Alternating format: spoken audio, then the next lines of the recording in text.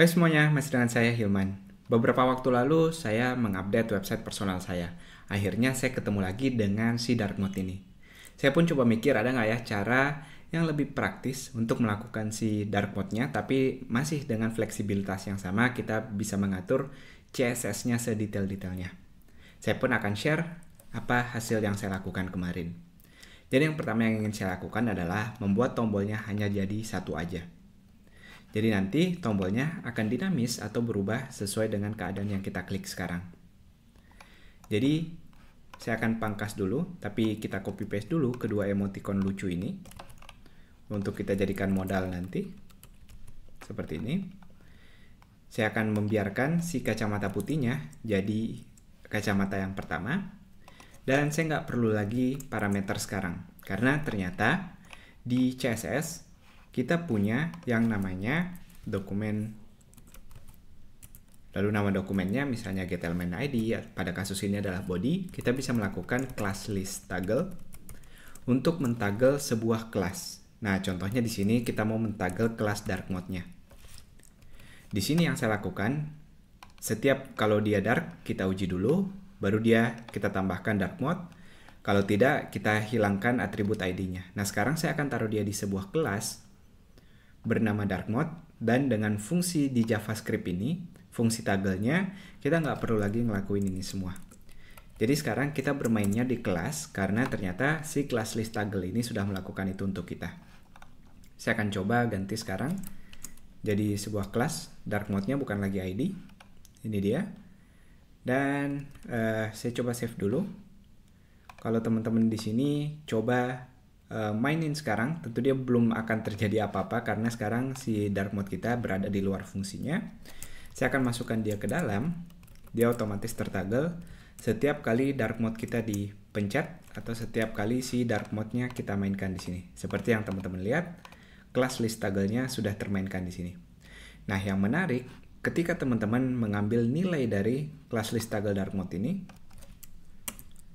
sekarang dia true saat dia menjadikannya dark mode, tapi pada saat kembali dia menjadi false. Nah, jadi ini adalah modal yang bagus ketika kita dapat value yang dinamis di sini, kita bisa menjadikannya sebuah syarat di if operatornya. Nah, jadi ada satu lagi yang bisa kita pangkas nih, si bagian isDark-nya. Kita bisa menghilangkan dia sebagai sebuah parameter. Jadi saya nggak perlu lagi parameter set dark mode di sini. Begitu juga dengan di sini, saya nggak perlu lagi sebuah parameter di sini. Saya cukup mengambil nilai isDark-nya, diambil dari body class list toggle-nya ini. Saya masukkan dia di dalam sebuah LED seperti ini. Nah, PR berikutnya adalah bagaimana kita menjadikan emoticonnya menjadi dinamis. Nah, berarti saya perlu mengambil nilai dari set dark mode-nya ini. Saya bisa ambil kasih ID dark button. Lalu setiap dia selesai, saya bisa ganti sekarang dokumen getElementById-nya milik si dark button-nya. Kita ganti inner HTML-nya atau isi dari dia menjadi sebuah emoticon. Atau tergantung mau tulisan juga boleh. Nah, sekarang emoticonnya dapat dari mana baru akan saya deskripsikan di sini. Let emoticonnya awalnya hanyalah string kosong. Tapi ketika dia berada di dalam mode dark, maka saya akan mengganti tombolnya sekarang kita jadi bisa ke mode terang atau kacamata yang transparan ini.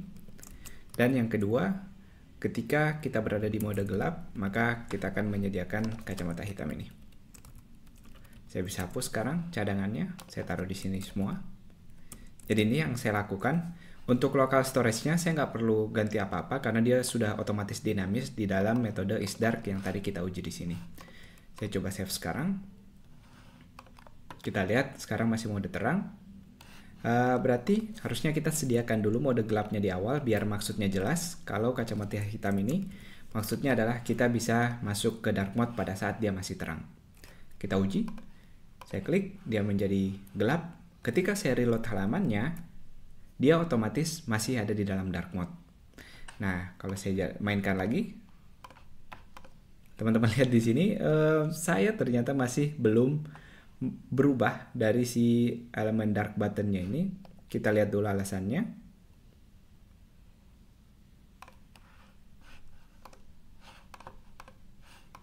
kita belum melihat perubahan dari si emoticonnya ini. Saya coba taruh dia. Ups, ini dia HTML-nya. Sepertinya saya kasih huruf kecil tadi, itu cukup fatal. Dia cukup case sensitif. Teman-teman lihat sekarang, kacamatanya sudah berubah sesuai dengan apa yang teman-teman mau toggle.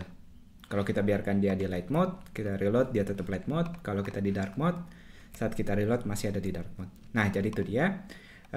Pelajaran yang saya ambil sendiri dari refactor kemarin adalah kita coba cari apa kelas yang bisa menguntungkan kita di sini yang sudah tersedia di JavaScript. Pada kasus ini ada kelas list toggle.